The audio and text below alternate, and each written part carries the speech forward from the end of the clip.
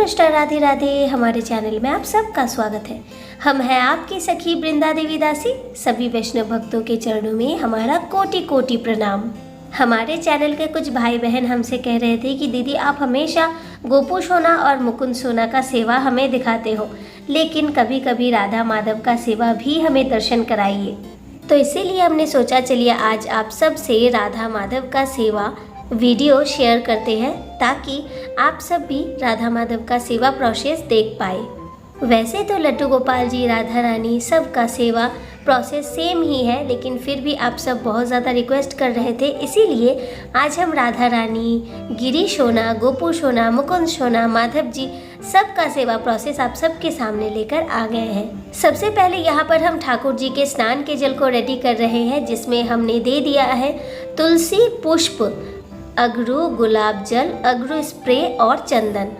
इन सारे तत्व को जल में देकर हम यहाँ ठाकुर जी का स्नान संपूर्ण कर लेंगे। ओम नमो भगवते वासुदेवाय मंत्र उच्चारण करते करते हम यहाँ ठाकुर जी और राधा रानी का स्नान संपूर्ण करेंगे।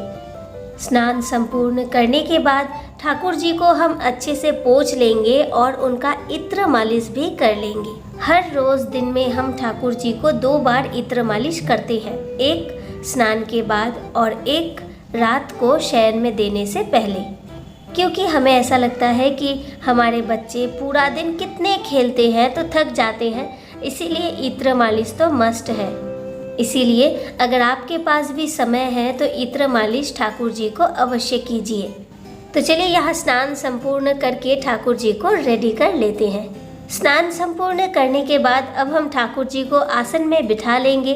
खाली मिट्टी में कभी भी ठाकुर जी को विराजित नहीं करना चाहिए, इसीलिए कभी भी अगर आप ठाकुर जी को उनके आसन से हटाकर कहीं और बिठा रहे हैं तो आसन का यूज़ अवश्य कीजिए।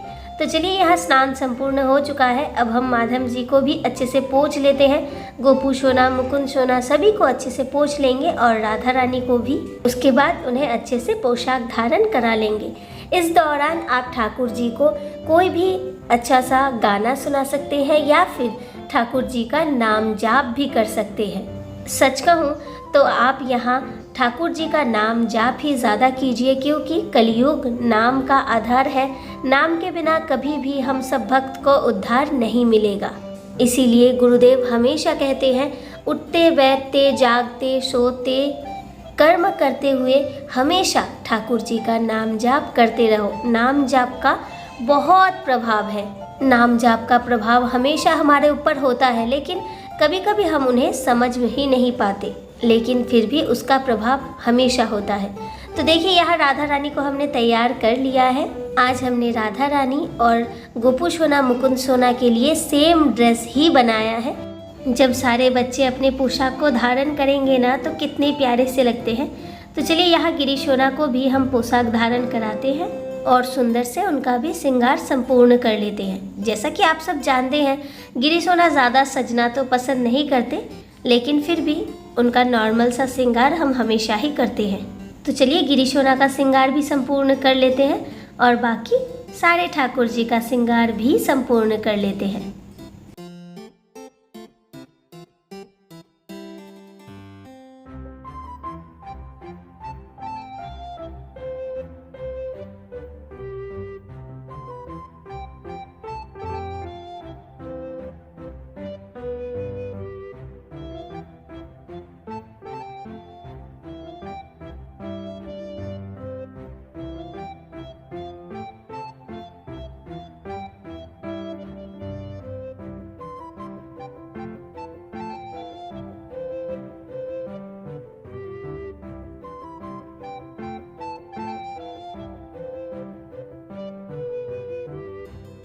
तो ये देखिए हो गए हमारे सारे लाला रेडी। और हमारी लाली कैसी लग रही है वो भी हमें ज़रूर बताइएगा।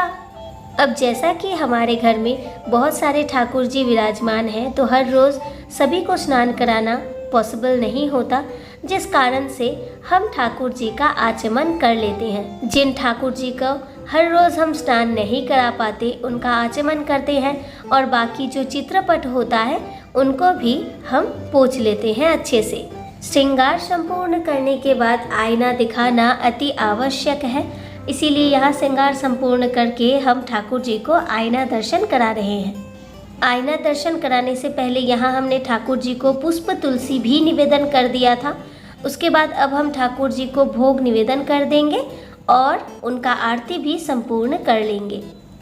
यहाँ आप बड़े ही प्रेम से दर्शन कीजिए हमारे बाके बिहारी जी को और सब मिलकर जयकारा लगाइए। जय बिहारी लाल की जय, राधा रानी की जय, श्यामा प्यारी की जय, हमारे माधव जी की जय हो। यहाँ ठाकुर जी को श्रृंगार संपूर्ण करने के बाद, उन्हें आईना दर्शन कराने के बाद आप खुद भी ठाकुर जी को, राधा रानी को बहुत प्रेम से दर्शन करें, क्योंकि ठाकुर जी का दर्शन बहुत ही दुर्लभ होता है। हम उन्हें श्रृंगार तो करा देते हैं, लेकिन अच्छे से दर्शन करना खुद ही भूल जाते हैं। इसीलिए उन्हें श्रृंगार करने के बाद खुद अवश्य प्रेम से देखिए, उनका अपरूप सा रूप आपको मोहित अवश्य कर देगा। तो चलिए, अब तो श्रृंगार यहाँ संपूर्ण हो चुका है और ठाकुर जी का दर्शन भी हो चुका है। अब ठाकुर जी को हम अच्छे से भोग निवेदन करते हैं, आरती निवेदन कर देते हैं। ठाकुर जी को भोग निवेदन करने के बाद हम मंदिर का कपाट बंद कर देंगे और वहाँ कुछ देर माला जाप कर लेंगे, या फिर आप बाहर बैठकर भगवत गीता भी पाठ कर सकते हैं। उसके बाद आप मंदिर का कपाट खोलें और ठाकुर जी का जो भोग निवेदन आपने किया था वो प्रसाद हटा लीजिए और भक्ति से उस प्रसाद को ग्रहण कीजिए।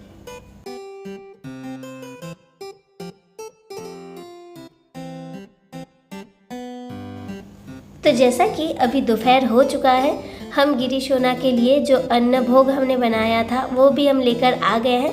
तो चलो गिरीशोना, आप इसे जल्दी जल्दी पालो।